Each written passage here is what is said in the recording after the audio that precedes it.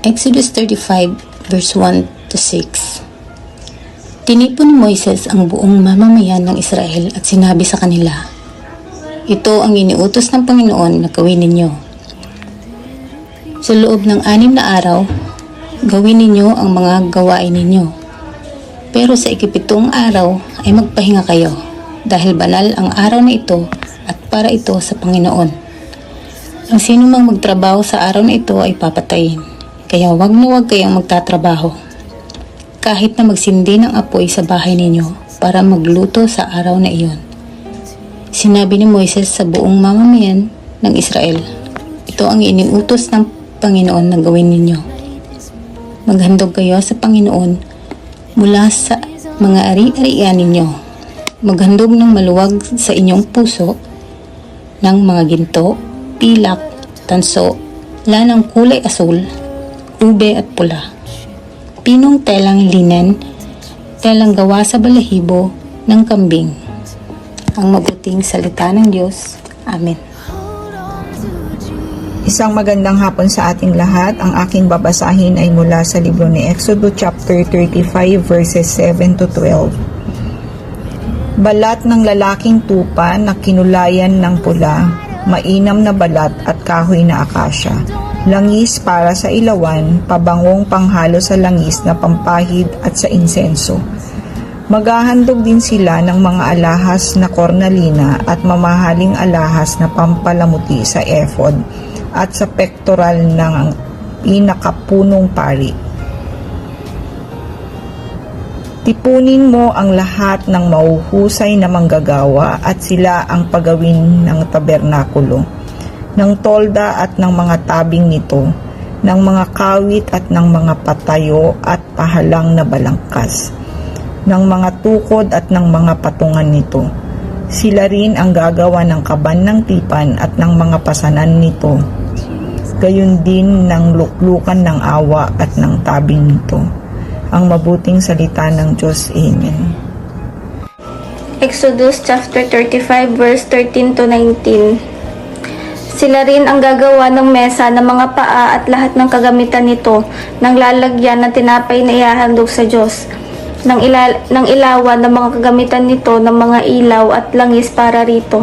Sila rin ang gagawa ng altar na sunugan ng insenso, pati ang mga pasanan nito, ang langis na pampahid, ang mabangong insenso at ng kurtinang ilalagay sa pintuan ng tabernakulo, ng altar na sunugan ng mga handog, ng parilyang tanso, ng mga pasanan at ng kagamitang kasama ng altar, ng palanggana at ng patungan nito. Sila rin ang gagawa ng mga tabing, ng bulwagan, ng mga tukod, ng pagkakabitan at ng mga patungan ng tukod, pati ng kortina sa pintuan. Sila rin ang gagawa ng tulos ng mga lubid na gagamitin sa tabernakulo at sa mga tabing pamahaling kasuotan ng mga parisa na gagamitin sa pagpasok nila sa dakong banal, ng mga damit na gagamitin ni Aaron at ng kanyang mga anak sa kanilang paglilingkod sa akin bilang mga pari. Amen. Isang mapagpalang araw po sa ating lahat. Narito po ang aking daily devotion. Sa Book of Exodus, chapter 35, ang napunta pong verse sa akin is verse 20 to 25. So, basahin po natin. Dinala ang mga handog. Verse 20. Ang mga Israelita ay nagbalikan sa kani-kanilang tolda. Verse 21. Lahat ng nais tumulong ay naghandog kay Yahweh nang inakala nilang maggamit sa paggawa ng toldang tipanan, ng mga kagamitan at pagsamba at ng kasuotan ng mga pari. Verse 22. Babae at lalaki ay naghandog. May nagdala ng pulseras, hikaw, singsing, kwintas at iba pang alahas na ginto. Dinala ng bawat isa ang kanyang alahas na ginto at inihandog kay Yahweh.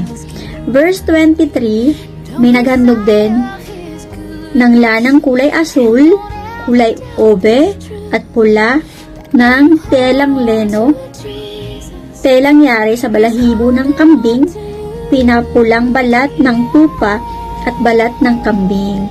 Verse 24, ang iba namay naghandog ng pilak o tansong kagamitan at ng kahoy na akasya para sa tabernakulo.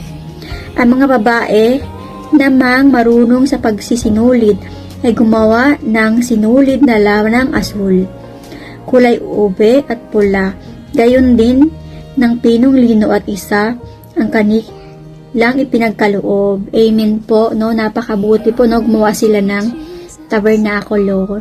Kumbaga, nagkaisa-isa sila, pinagdala nila yung kanilang morselas, no? Para kay Yahweh. Ganun, kapag may gusto tating ibigay sa Panginoon, kailangan nating ibigay lahat ng meron tayo na pwedeng makatulong sa paggawa ng tabernakulo. Yun po, na nakakatuwa kasi pinaparangalan nila yung Diyos, no? Lahat ng meron sila na ginto or kahit na ano is willing silang i-donate. So, napakasaya po. Na sarap sa pakiramdam na kung ano yung meron ka na pwede mong itulong sa iba or sa sambahan is ibigay mo. Yun, para sa Panginoon. Natutuwa po ang ating Panginoon kapag meron tayo at binabahagi natin sa ating church. Yun po yung natutunan ko dito sa verse na to. Yun lamang. Amen po. Mapagpalang gabi po sa ating lahat. Exodus chapter 35 verse 26 to 31. May gumawa rin ng sinulid mula sa balahibo ng kambing. Ang mga pinuno ay naghandog ng kornalina, mga alahas na ipapalamuti sa epod at sa pectoral ng pinakapunong pari. May nagdala naman ng langis para sa ilawan ng pabangong ihahalo sa langis na pantalaga at sa insenso. Lahat ng Israelitang lalaki at babae na handang tumulong ay nagdala ng handog kay Yahweh para sa ipapagawa niya kay Moises. Sinabi ni Moises sa mga Israelita, pinili ni Yahweh si Basel na anak ni Uri at apo ni Hur, buhat sa lipi ni Juda. Siya ay pinuspos niya ng Espiritu ng Diyos at binigyan ng kakayahan, kahusayan at katalinuhan sa lahat ng gawaing pansining. Yun lamang po. Amen.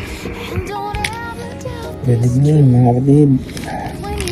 Tayong magbabasa dito sa ating Bible reading devotion sa Exodus chapter 35 verse 32 to 35. Sabi po dito,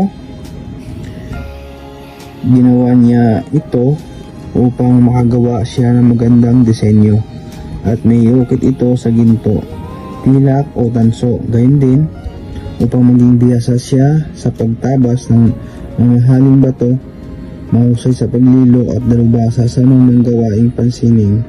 Siya at si Aholiab, anak ni Ahisamak na mula sa lipi ni Dan, ay binigyan ni Yahweh ng kakayahan para maituro nila sa iba ang kanilang nalalaman.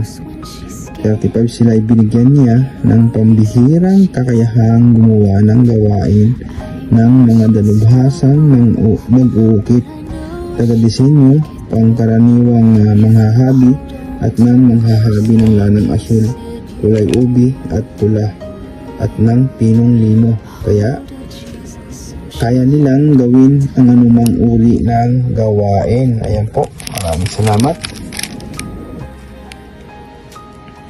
Pagpalain po ang bawat isa. Shalom everyone.